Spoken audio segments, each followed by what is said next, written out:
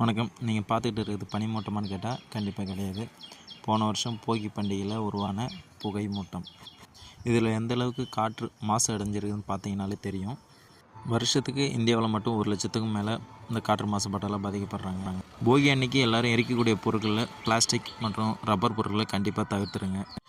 இதை தடுக்கிறது பெரியவர்கள் மற்றும் தாய்மார்கள் உங்கள் கைகளில் தான் இருக்குது. ஒருவேளை நீங்கள் பிளாஸ்டிக் பொருட்களை எரிக்கிறீங்கன்னா குழந்தைகள்லேருந்து வயதானவர் மட்டும் இல்லாமல் இந்த உலகத்தில் வாழுற எல்லா உயிரினங்களும் இந்த நச்சு புகையால் பாதிக்கப்படும். நம்ம ஒவ்வொருத்தவங்க வீட்லேயும் எரிக்கக்கூடிய இந்த புகைகள் சுற்றுச்சூழலை எந்த அளவுக்கு சூழ்ந்துருக்குதுன்னு பாருங்கள். ஆள் நடமாட்டம் இல்லாத வீடுகள் இல்லாத பகுதிகளிலும் இது சூழ்ந்துடுது.